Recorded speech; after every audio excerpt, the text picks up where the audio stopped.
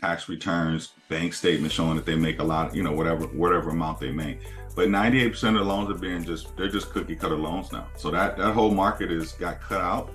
And so you don't have, unless everybody loses their job, and right now we know there's a employee shortage, right? Because there's a job surplus going on out in the marketplace.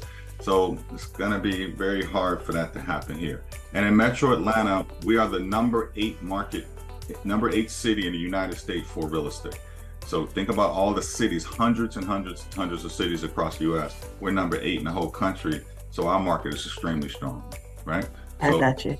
Yeah. So my biggest concern is like, not my biggest concern, but like another thing with that would be, I guess I was thinking of, because I have like friends and stuff, and like a lot of them, their homes are foreclosing because of the increased price so it's allowing, taxes and stuff like that to go up. Mm-hmm. So they can't really afford, especially if they have multiple homes, the increased mortgage payments, right? So I'm like, should I wait for a year and try to see if they're gonna begin to foreclose?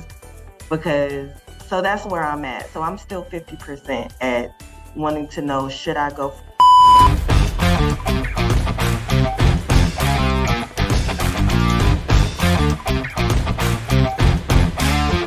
forward now? Should I wait a year? So should I wait? I'll answer that, and I'll just be 100% honest with you. Now is always the best time to buy. Why? Because if you wait, the same home that you were going to buy for $300,000 next year, you're going to pay $318,000 for, right? Because appreciation goes up here in Metro Atlanta. It's not going down. There's too many people moving here. Your friends that may be facing foreclosure because they got overextended buying multiple homes, like you don't really know their personal financial situation, why that happens. But it doesn't happen where you have a house and all of a sudden your taxes get doubled. Like that doesn't happen, right? And people will be going crazy out here in the marketplace if that happens. It may incrementally go up, and you can always write letters to have them reassess your properties, whatever. But pretty much whatever you're buying is, I've lived in this home that I'm in since 2009.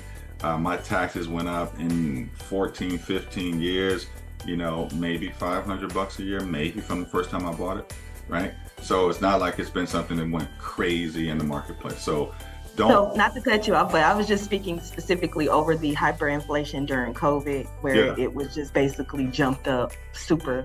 Okay. So that's what I was saying. Like from that specific spike, I just was thinking that eventually it would cause a crash, because like we were just like that was my thought process. But I totally get what you're saying, and that's what I'm constantly battling in my head is to go ahead and get it because of the way it's going up. You know what I mean? So like that's what I'm constantly battling in my head. I'm just very hard to persuade.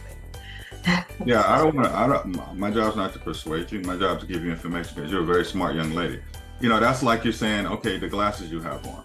Okay, if they're going to cost you more next year, but you need them today, why would you wait next year to get it, right?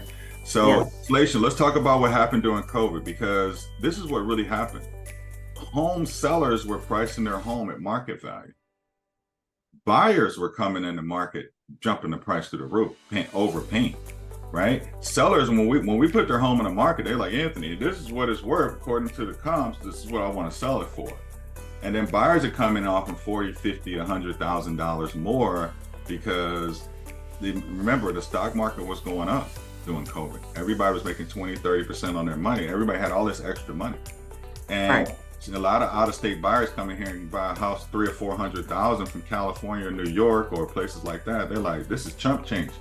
And so they would come into this market. I had a ton of buyers come. A lot of people were buying their retirement homes that lived in California and that were going to move here eventually. They just went ahead and bought and added another $40,000, $50,000, $100,000 to it. So the prices that people were paying is what buyers forced the price to go up. Sellers were reasonable. So now the market that we're in right now is the same market we were in prior to COVID. Like sellers are saying, hey, Anthony, this is my house for market value. And I'll be willing to work with Bianca to get her the home that she loves because I want to sell and move to wherever I want to move to. So that market's over, and it happened for about 18 months. Yeah. Yeah.